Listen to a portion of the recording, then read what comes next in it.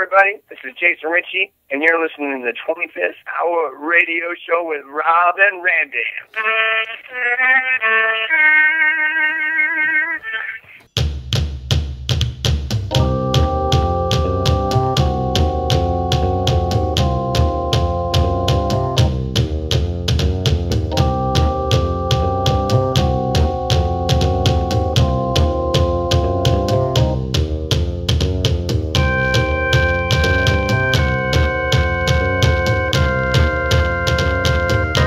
The 25th Hour Radio Show.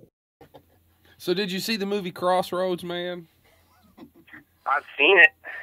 And what did you think about that particular piece of cinemagic? I liked it. I liked it. Was it like the real deal, though? I think Steve Vai beat the Karate Kid in the end. That's what I think. I think that they need to fucking review that play.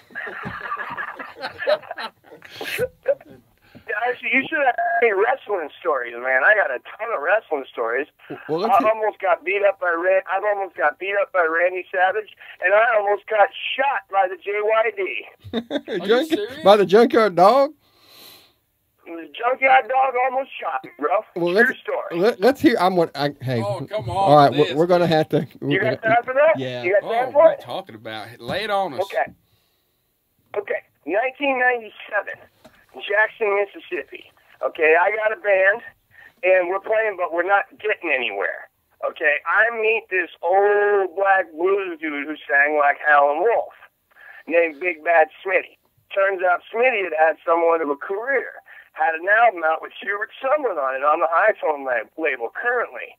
Was living in a house with no electricity, running an extension cord through a hole in the wall that had a crock pot and a lamp and a mattress. Had no legs and a wheelchair, living there. I took him in. I brought him into my home. I cleaned him up. Not because I'm a good Samaritan, but because I'm a white person that planned to capitalize off of him. Okay, so we put him in a band. He was so much fucking fun to tour with. He told me all these great stories. I started getting all these little gigs. Now the thing was, Smitty had his own gigs that he wanted to play. His own circuit, his own circuit of juke joints that he knew. Okay, from the last 30 years. And I'm talking places where you walk in and you're the only white person in the club.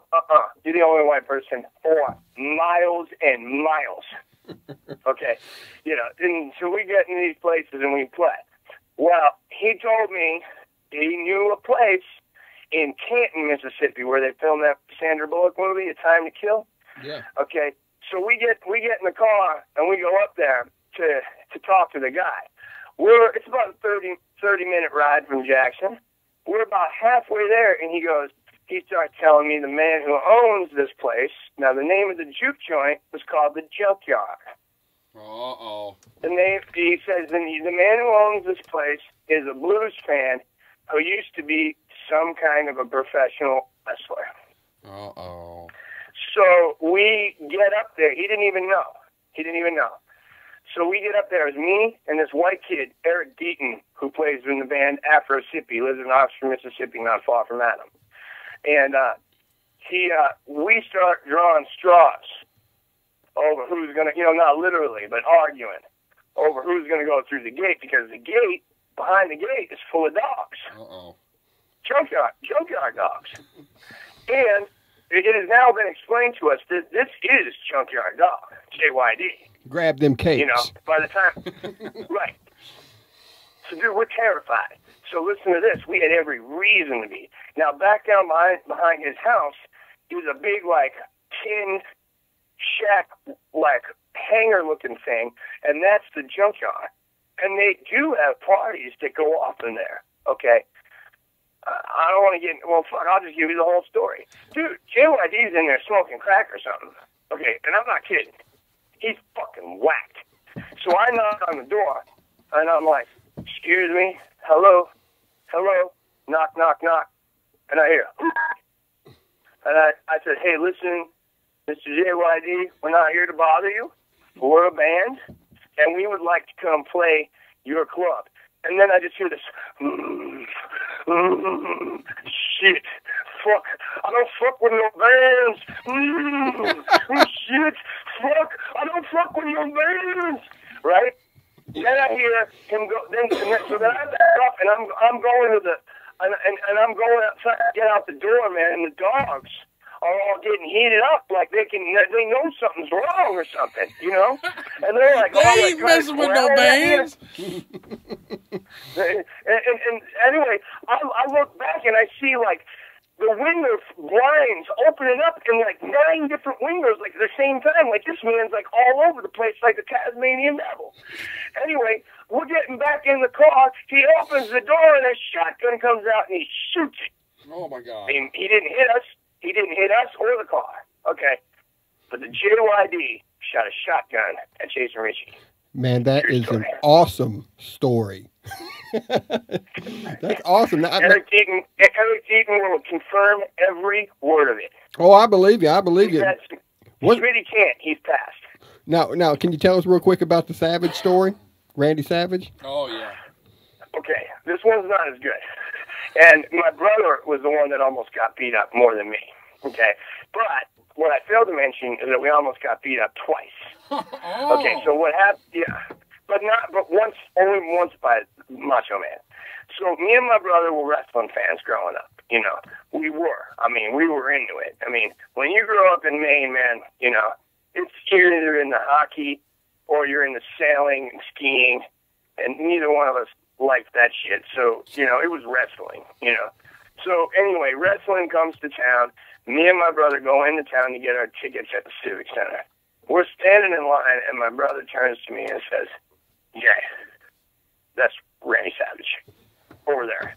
So we look over, and at a phone booth is a man that doesn't look nearly big enough to be Macho Man, like we see him on TV. Okay, but we go over with our new tickets and our little pamphlet, and sure as shit, it's Macho Man.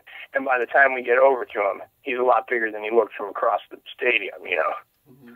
Okay. So you remember when he was about to marry his manager, Miss Elizabeth? Oh, yeah, man. Big time in his life. Dude, yeah. I love you guys. If I still drank, we would so have a beer together. Okay? That'd be awesome. This is awesome.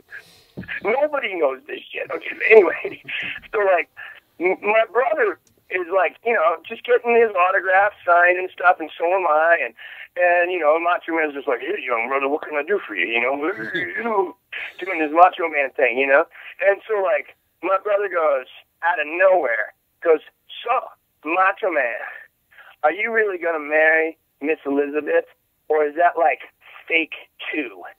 Oh.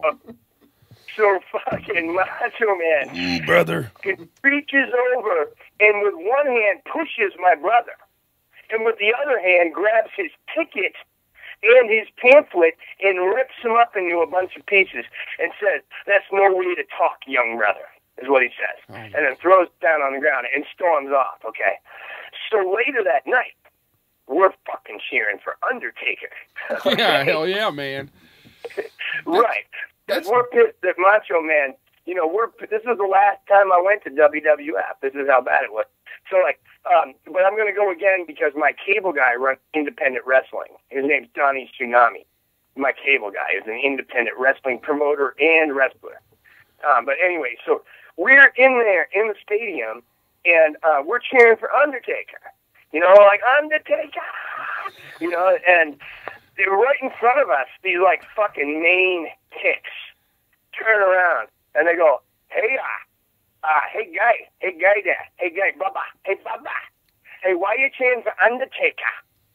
And my brother's like, "Yeah, because we don't like the fucking Macho Man, and that's what's up, dude, so just, like, shut up," right? And the guy's like, "Yeah, you better not cheer for fucking Undertaker, he's a bad guy. He's a fucking bad guy there, Bubba." And then, like, so anyway, we ended up getting into an actual physical confrontation with that crew. Okay.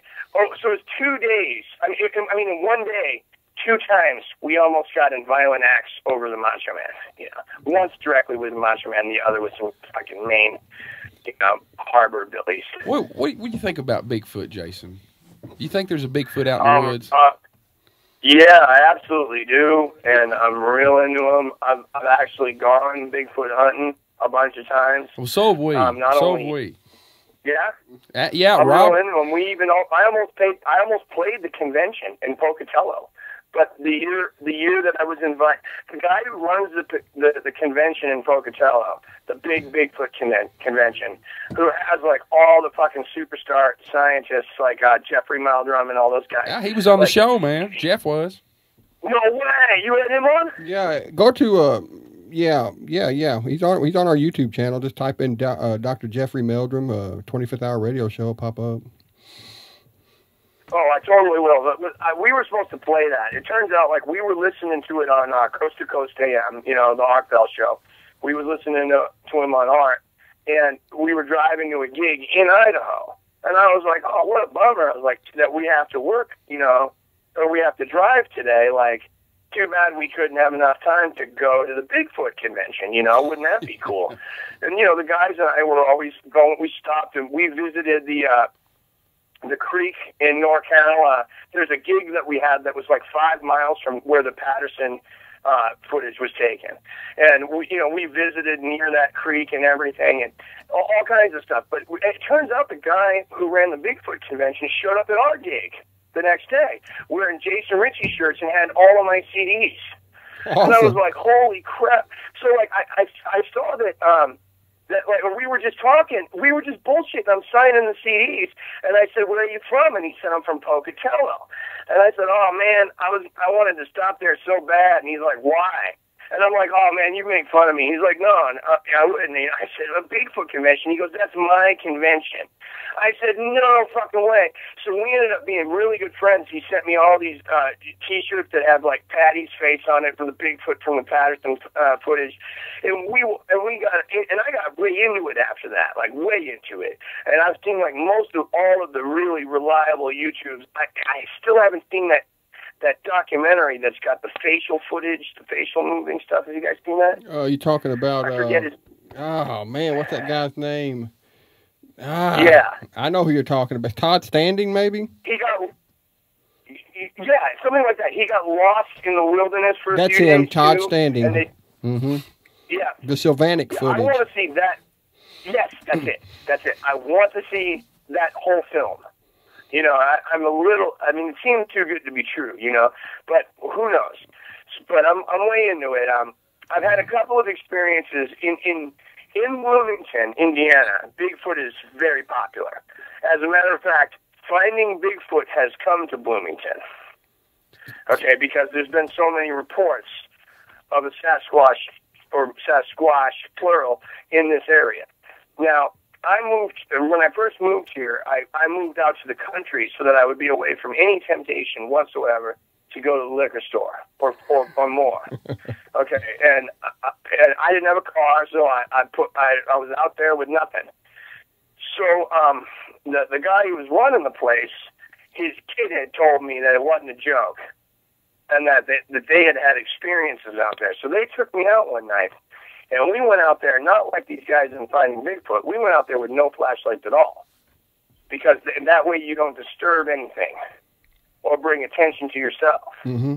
Okay, no lights, no equipment, nothing. Okay, and we went out there, and I'm telling you, man, I've heard a lot of different kinds of barn owls and coyotes and wolves and everything. I heard some stuff out there that evening. I heard some grunts, and we did the howling thing, and they came back at us, and I heard some trees that were too big to be knocked over by deer. And I heard wood knocking. There were things that were thrown. Okay, so there's only one conclusion I can make other than Bigfoot, and that there was people out there in the middle of Indiana woods deciding to fuck with us randomly when we went out. Yeah, so that's cool, man. I think there's no question. I think like Meldrum's thing with the dermal ridges, and the fact that we have footprints from 20 years ago that we have dermal ridges that match footprints from now that are just larger, only a couple of 100 miles from their original location would mean a really elaborate hoax. And a hoax so sophisticated that there's a really, really good chance that nobody could ever find out, could even find the footprints to orchestrate the hoax. And then what Meldrum's like little bone theory, that, you know, the way the arches and the foot and stuff, it makes a lot of sense.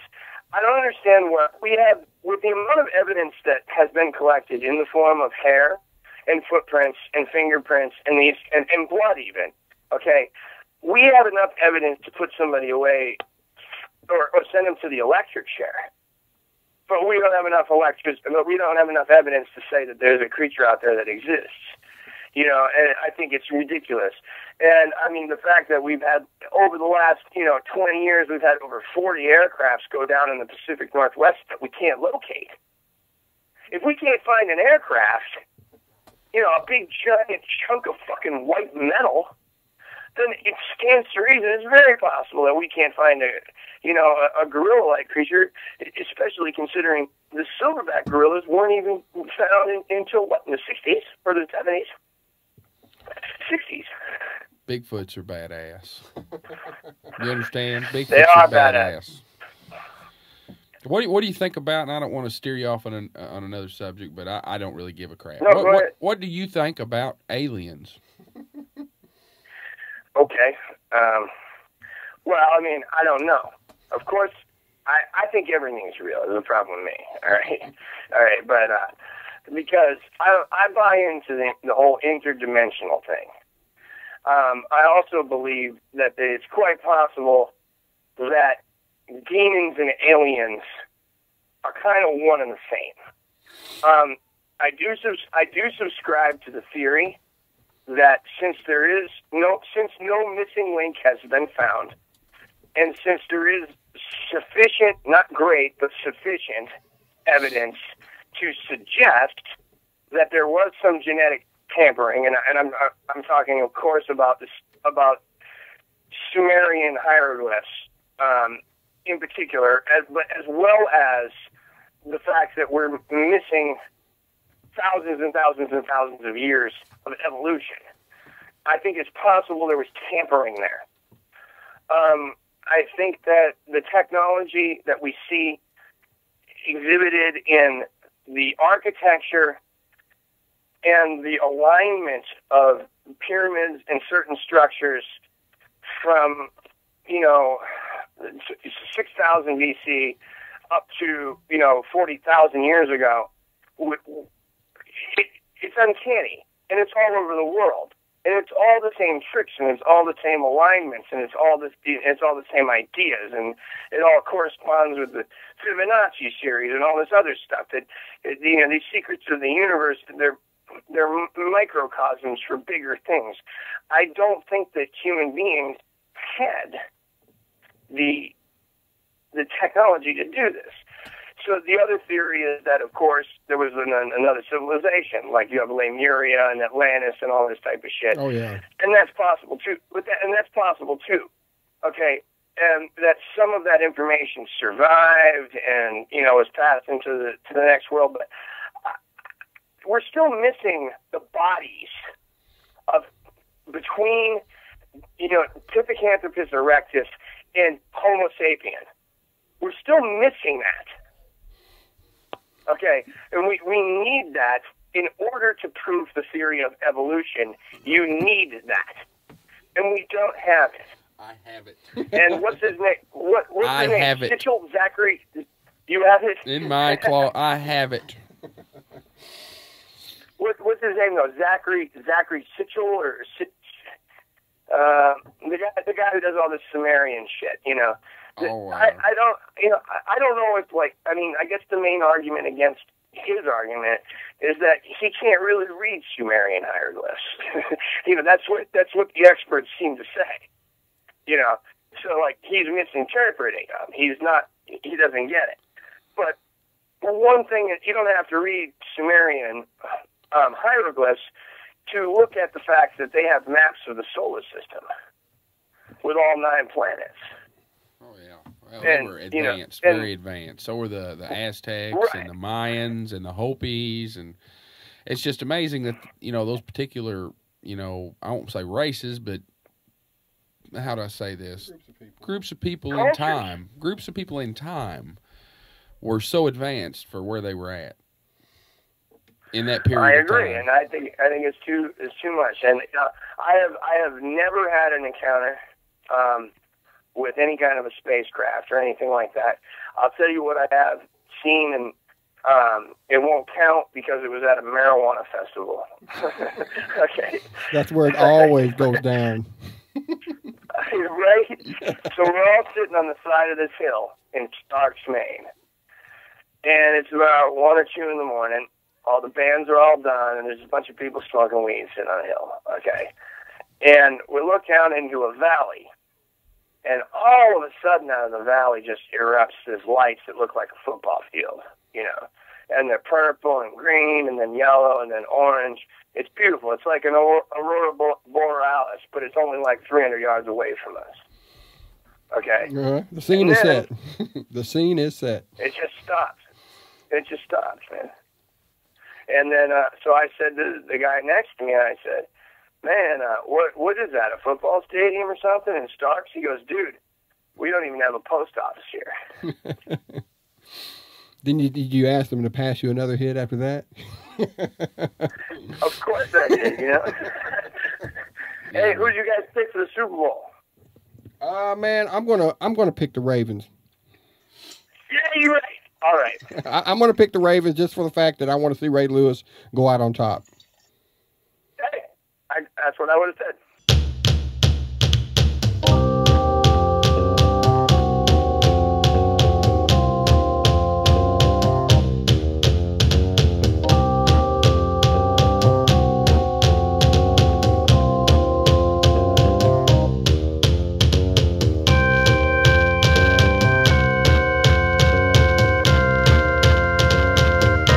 The 25th Hour Radio Show.